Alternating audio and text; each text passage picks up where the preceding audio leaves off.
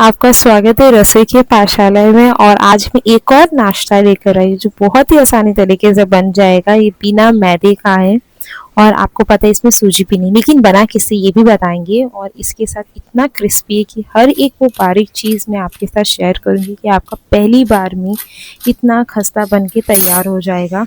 बस यही आपको मैं रेसिपी शेयर करने वाली हूँ और आप इसको अपने स्नैक्स लिस्ट में ज़रूर शामिल कर देंगे। तो चलिए देखते हैं इसमें कौन सी सामग्री लगी है और बिना वक्त गवाए वीडियो को स्टार्ट करते हैं। यहाँ पे बोल ली और यहाँ पे मैंने 1 कप पोहा ली हुई और इसी से हम यहाँ पे मतलब पेपर पोहा मैंने यहाँ पे लिया और इसको हम वॉश करेंगे। वॉश करने के बाद जो इसके डस्ट जो भी धूल होंगे उसको हम निकाल देंगे और इसको तब तक हम अच्छे से धोएंगे जब तक कि पूरी तरीके से एकदम क्लीन क्रिस्टल पानी ना हो जाए। देखिए इस तरीके से। अब इसे क्या करने का, अब हम इसे ढक के रखेंगे करीब 20 मिनट के लिए। तो ये इतना मतलब भिगोना होना चाहिए ना, मतलब इतना सॉफ्ट हो जाना चाहिए कि जब आप इसको गूंदे ना एकदम गूंद आटे की तरह हो जाए। तो 20 मिनट के बाद हम इसको लेकर आते हैं। अब यहाँ पे मैंने फ्राइंग पैन गरम कर लिया और यहाँ पर करीब मैं 1.5 चम्मच यहाँ पर तेल डालूंगी। आप चाहिए तो कोई भी आप इससे यहाँ पर तेल यूज़ कर सकते हो। और यहाँ पर 1 चम्मच के करीब मैंने आधा छोटा चम्मच जीरा डाली।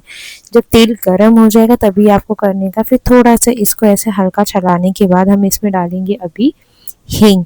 हींग जो होता है डाइजेशन के लिए काफ़ी अच्छा होता है। अगर आपको चाहिए तो आप इसमें कड़ी पत्ता भी यूज़ कर सकते हैं। कड़ी पत्ता भी बेस्ट होता है डाइजेशन के लिए भी। और यहाँ पे मैंने अदरक, थोड़ा जिंजर सबको डाल दी, यानी कि 2 कली लहसुन। और फिर बाद में अदरक डाल के थोड़ा सौटे करने के बाद फिर बाद में यहाँ पे मैंने हरी मिर्ची को भी डाल दी। जो हमारे बेसिक जो आलू के मसाले बनाते हैं ना वो बना रही है यहाँ पे।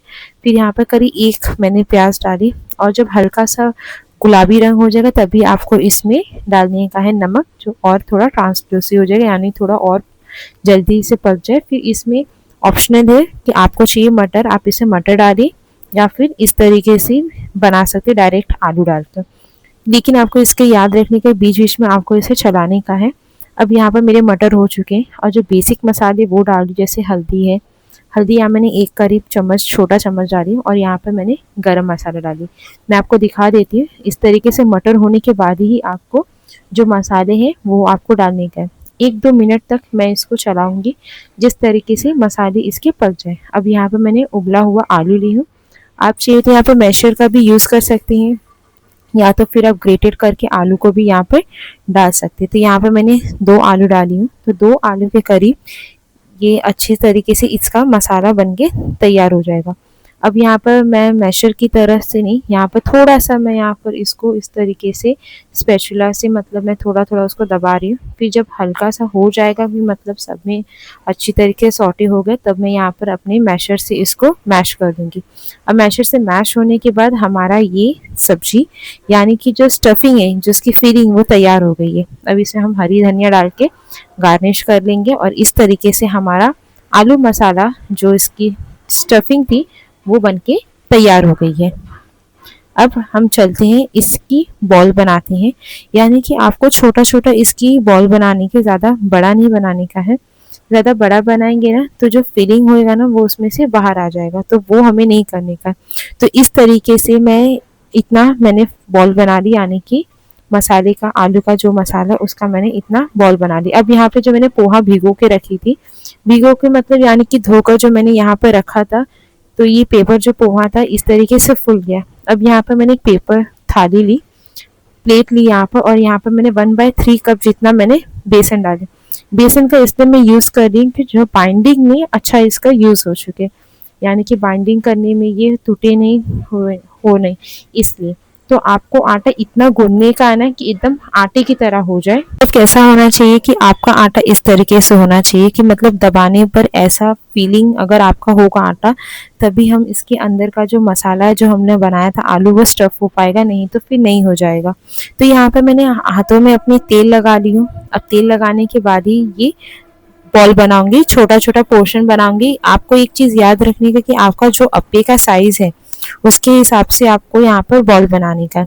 लेकिन जो पोहे का जो बॉल होता है ना वो थोड़ा आपको ज़्यादा बड़ा बनाना पड़ेगा, यानी कि थोड़ा आपको जो डो होता है थोड़ा ज़्यादा लेना पड़ेगा। तो आटे से जब हम तेल अपने हाथ में लेते हैं ना, तो इस तरीके से वो बहुत ही सॉफ्ट डो बन जाता है। और जिस तरीके से हम कचौड़ी का फिलिंग भरते हैं ना, उसी तरीके से आपको इसको मतलब अपने हाथ से इसको फैलाने का है।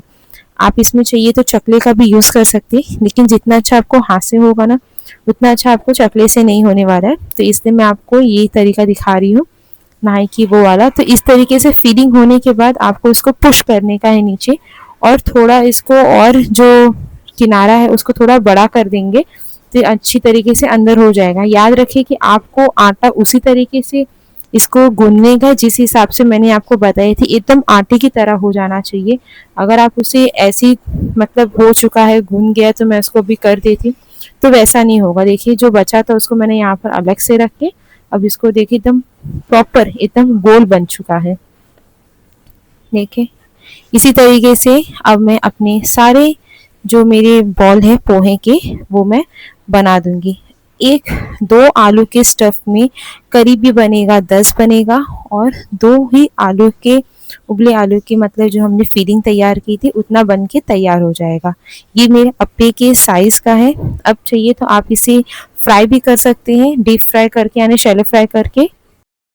मैं बताई थी कि आप चाहिए तो आप इसे डीप फ्राई भी कर सकती है, यानी कि शैलो फ्राई करके भी आप उसे कर सकती है। लेकिन मैं यहाँ पर थोड़ा हेल्दी वर्जन का सोच रही, तो मैंने कांदे से करके, सबको कास्ट आयरन का था तो कांदे में डाल के मैंने उसको ग्रीस कर दिया, और हर एक अप्पे में मैंने छोटा छोटा यानी कि तो मैंने तेल डाल दिए थे, और इसी के साथ मैंने अपने सारे अप्पे जो मतलब बॉल बनाई पोहा का, उसमें मैंने सबको ग्रीस कर दी तेल से। तो इस तरीके से क्या होगा, जल्दी हो जाएगा। थोड़ा ढक के हम इसे पकाएंगे, ढक के पकाने से क्या होगा, जो उसका कच्चापन रहता है ना, वो थोड़ा हट जाएगा। अब कच्चापन हट जाने के बाद मैंने यहाँ पर इसको अब खोल के मैं यहाँ पर मतलब बिना ढक्कन के पकाऊंगी। बिना ढक्कन के पकाने का एक रीज़न होता है कि ये क्रिस्पी रहेगा। अगर आप इसे ढककर पकाएंगे ना, तो ये क्या हो जाएगा, नरम हो जाएगा। तो इसको हर एक थोड़े थोड़े मिनट में, यानी कि 5-5 मिनट के ब्रेक में आप इसे पलटते रहिए। लेकिन आपको इसका जो फ्लेम है वो मीडियम से भी कम करने का, यानी कि लो टू मीडियम करने का है। तो इस तरीके से आपका अप्पे जल्दी से बनके ये यानी कि पोहा जो बॉल है काफ़ी अच्छे से बनके तैयार हो जाएगा। लेकिन अगर आपको फिर से यही लग रहा है कि बहुत लंबा प्रोसीजर है, कि बनाने के बाद सीधा एकदम गोल्डन शाइनी कलर चाहिए, तो आप इसे सीधा आप फ्राई भी करके इसे खा सकते हैं। लेकिन आप इसे क्रिस्पी बन, देखिए कितना अच्छी आवाज़ आ रही है इसकी। मुझे पता है कि आपको ये काफ़ी अच्छा लगेगा। जब मन कहे ना कुछ खाने का, तो इस छोटी बुक को ज़रूर याद रखिएगा। तो इसी के साथ हमारा पोहे बॉल का बना हुआ अप्पे बहुत ही काफ़ी टेस्ट इजी तरीके से बनके तैयार हो गया। और मुझे उम्मीद है आपको मैंने बहुत ही अच्छी तरीके से समझाई होंगी कि हर एक चीज़, जो बारीक चीज़ें, जो आपको बहुत आसानी तरीके से समझ में आ जाएगा। इसी के साथ मुझे कमेंट सेक्शन में बताइए कि आपको आज का वीडियो कैसा लगा, और बिल्कुल भी ना भूले इसी के साथ लाइक शेयर एंड सब्सक्राइब। और अभी के लिए बाय बाय, टेक केयर, स्वस्थ रहे, खुश रहे।